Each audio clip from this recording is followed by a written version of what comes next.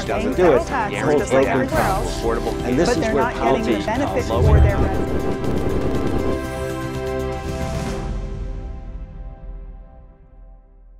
From the Harvard School of Public Health, I'm Miranda Daniloff-Mancusi for ACA This Week. I'm here with Ben Sommers, a health economist, a primary care doctor, and a Medicaid policy expert. Now, Ben, why is the Medicaid portion of the Affordable Care Act so difficult for people to understand? Well, I think part of the confusion is that a lot of people don't understand some of the basic features of how Medicaid worked even before the Affordable Care Act. There's a perception among most people that Medicaid is available to anyone who is poor, people who have incomes below the federal poverty level. But this simply isn't the case before the Affordable Care Act.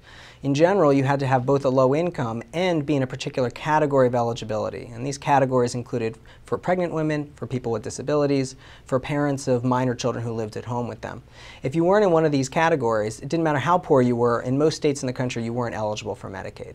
Now, the Affordable Care Act changes that significantly, and it now says that if your income is below 133% of the federal poverty level, that alone will qualify you for Medicaid, and you don't have to have one of these other characteristics.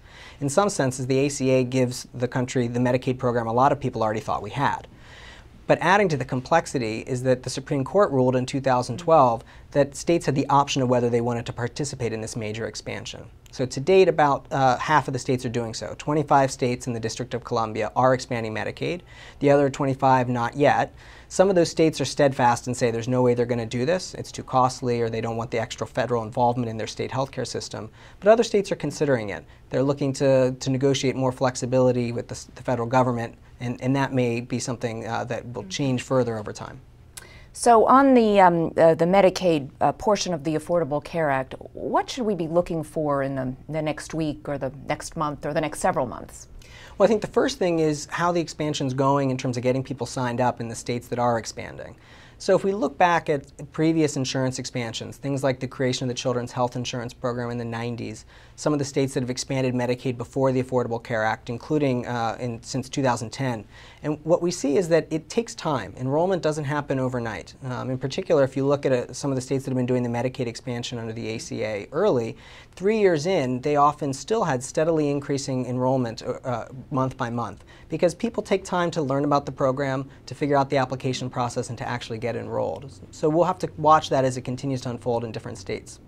Then the second thing to watch for is the fact that 25 of the states are not yet expanding. And as I said, some simply won't do that, but many of them are considering it, and watching that decision-making play out will be really important.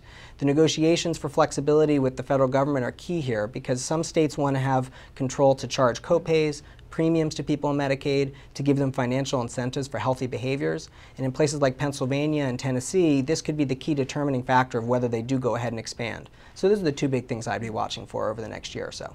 Great. Thank you, Ben. And thank you for joining ACA This Week.